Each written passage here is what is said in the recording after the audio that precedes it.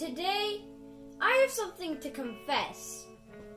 I'm not really a big meat eater, but this is a day when I'm willing to try meat. And I'm not going to be eating normal meat. I'm going to be eating Burger King's Impossible Whopper. And it isn't made out of normal meat too.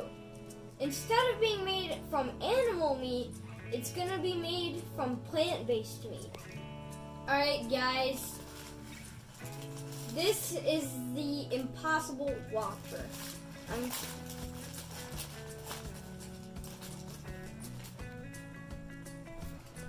Ooh.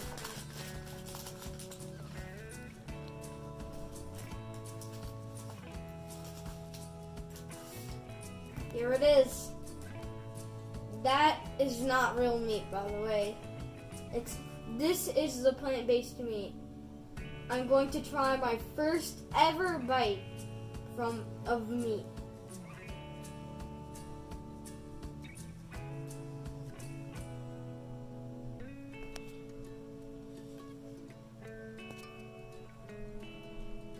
It's really, really good, actually.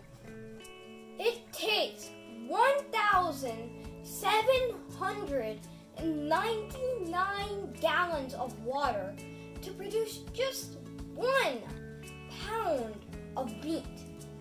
And also, 33% of agricultural farmland is dedicated to livestock feeding.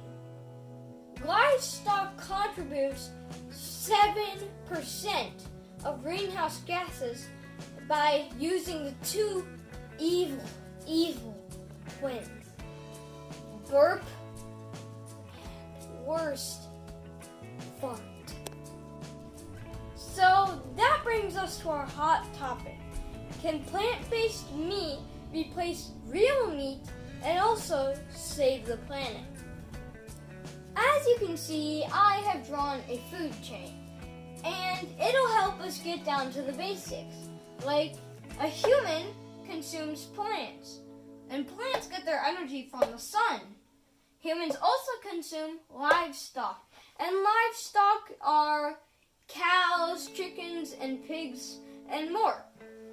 So, livestock get their energy from plants. So what plant-based meat is doing here is they're taking out the livestock from the food chain. Companies in the U.S. such as Beyond Meat and Impossible Foods have finally cracked the code to be making real meat from plant-based ingredients such as soybeans, potatoes, pea proteins, and also roots. As more big chain restaurants such as McDonald's, Starbucks, and Burger King keep adding these plant-based meats to their menus, then I'm sure plant-based meats will be the meat of the future. If you're a meat eater, make sure to save some livestock. They don't deserve to be eaten. Instead, you should eat plant-based meat and save Mother Nature.